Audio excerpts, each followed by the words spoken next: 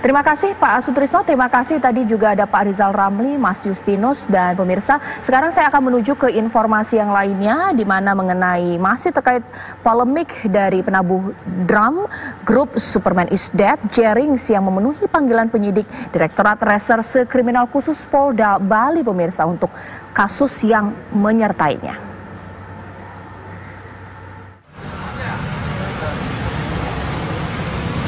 Penabuh drum grup band Superman is Dead, Jerings, memenuhi panggilan Polda Bali. Jerings hadir bersama kuasa hukumnya Wayan Gendo Suwardana. Musisi asal Bali ini datang untuk memenuhi panggilan penyidik atas perkara pencemaran nama baik yang dilaporkan Ikatan Dokter Indonesia. Ia menegaskan bahwa dirinya tidak bersalah dan hanya menyampaikan kritik terhadap situasi yang ada. Yakin 100% saya merasa ini tidak, yang saya lakukan itu benar karena saya tidak ada bermaksud negatif atau buruk. Jadi yang saya lakukan itu murni sebatas kritik, ya, kritikan sebagai warga negara. Saya memang benar minta maaf sebagai bentuk empati saya kepada kawan-kawan ini karena saya ingin menegaskan sekali lagi, saya tidak punya kebencian, saya tidak punya niat menghancurkan atau menyakiti perasaan kawan-kawan di ID. Jadi ini 100% sebuah kritikan. Sebelumnya Ikatan Dokter Indonesia Bali melaporkan Jerings ke polisi menyusul postingan di akun Instagramnya yang dianggap mencemarkan nama baik ID. Dari Denpasar, Bali, Alfani Syukri, TV One mengabarkan. Ya, yang lainnya cukup ya nanti ya. Ya, sekarang saya akan bertanya langsung kepada kuasa hukum Jerings, yakni Bapak Wayan Gendo. Selamat malam, Pak Wayan. Malam Mbak Caca. Pak, ini mengenai pemanggilan klien Anda hari ini, sejauh mana kemudian, apa yang kemudian ditanyakan kepada klien Anda? Ya, tadi itu ada 13 pertanyaan kurang lebih ya, 13 pertanyaan yang dipertanyakan oleh penyidik kepada Jering, dan kurang lebih dari 3 pertanyaan itu adalah terkait dengan konten postingan yang diunggah oleh Jering di akun Instagramnya JRXSID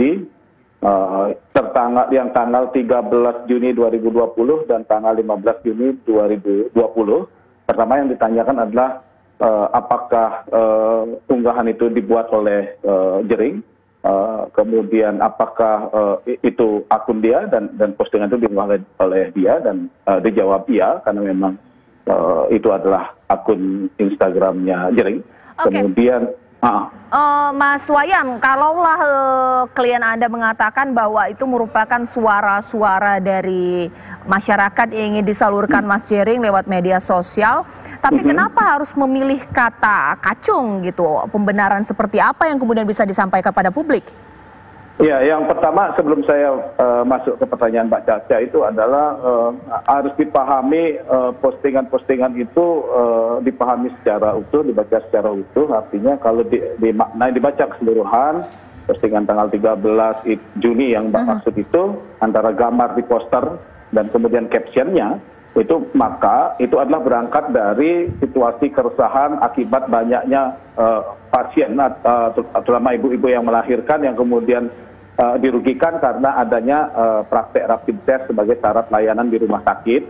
Itu yang menimbulkan empati, yang kemudian juga karena sudah ada edaran dari Perhimpunan Rumah Sakit seluruh Indonesia bahwa rapid test tidak boleh dijadikan layanan kesehatan, syarat layanan.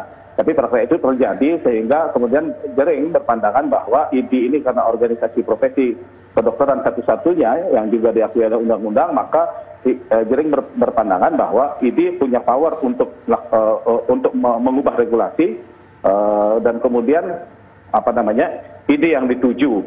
Nah, dalam konteks itu memang kemudian ada kata bangga menjadi kacung WHO, itu kemudian dalam keterangan yang disampaikan oleh Jering tadi, kacung WHO itu dimaknai sebagai dalam mohon maaf yang disampaikan oleh Jering ketika ditanya baik oleh media tentang kacung WHO itu adalah kembali kepada pengertian kacung dalam konteks KBBI, Kamus Besar Bahasa Indonesia, yang artinya Kalau saya tidak salah ingat itu adalah artinya pengabdi, pelayan gitu, karena memang WHO juga selain beranggotakan negara itu adalah bermitra dengan berbagai organisasi termasuk organisasi kesehatan seperti IDI. Itu kemudian berbeda kemudian kalau kemudian Jering memilih diksi budak belian gitu. Jadi kalau budak belian itu kan memang tidak punya kemerdekaan, kemudian dia tidak punya haki karena dikuasai kemerdekaannya oleh majikannya gitu. Baik. Kurang lebih begitu. Mas Wayan, akan ada pemeriksaan lanjutan kapan? Saya belum tahu karena tadi pemeriksaan dalam kapasitas Jering sebagai saksi itu kemudian dianggap cukup dan penyidik tadi menyampaikan akan melakukan gelar perkara dan setelah itu baru kita akan tahu proses kelanjutannya begitu. Baik, terima kasih Mas Iwayan Gendo. Kita tunggu nanti bagaimana kasus ini akan bergulir. Terima kasih kuasa hukum dari Jering. Dan pemirsa, usai jeda berikut saya akan kabarkan informasi bahwa instruksi Presiden terhadap sanksi bagi pelanggar protokol kesehatan keluar. Pertanyaannya, efektifkah ini bisa ditegakkan?